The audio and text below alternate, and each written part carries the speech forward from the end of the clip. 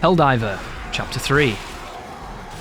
Isaac is going forth on his mission of destruction, and we're taking on some incredibly loud orchestra right now, as a single slasher decides to be a bit of a fiend, and then we take on our first encounter with the pack. So, full disclosure here, ladies and gentlemen, if you want to save ammunition on the pack, which you should if you're playing the game as a survival horror, you want to use the pack's body to attack the rest of the pack. That way, you will use no ammo to kill them, and it's very safe. It's like playing Bioshock, you can just throw them into each other.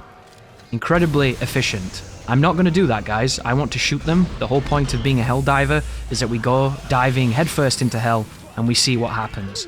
Same with this sequence here. You can shoot that window to get rid of all the necromorphs and the creatures, but I wanted to shoot them. You're seeing a thread here, right? And the idea is, if I don't have the ammo to shoot them, I'm not playing good enough. So I'm going to try my best to make sure that that's the case. The only sequences in the game I'm going to skip are going to be the Stalker encounters, because there's almost nothing cool you can do to Stalkers. They kill the momentum, they kill the pace, and I've got some interesting subversions of their mechanics if you're struggling with those rooms and you want to watch somebody get through them really quickly. That might help you on a casual playthrough. That right there is a fundamental of Dead Space. You can do that in Dead Space 1, you can do that in Dead Space 2, you can do that in Dead Space 3. You can't do that in Dead Space Remake. Fancy that, right? But moving on, we have a spooky moment, and I'm moving a stick towards our first victim, which is a slasher just coming out of the vent right there. We get the flick on him, we take his limb, we try to throw it at him, it doesn't quite work, and then we put him down into the stomp and progress forwards. Be very careful of this room here, guys. These small creatures can climb on top of the necromorphs, and the necromorphs can be used as a vehicle.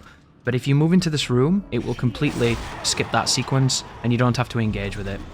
I don't like fighting those little things because they're a waste of time. I just disagree with that enemy fundamentally. Everything about it is garbage, so you won't see me engaging it at all. This fight is really cool. So coming into here, we have the first Infector.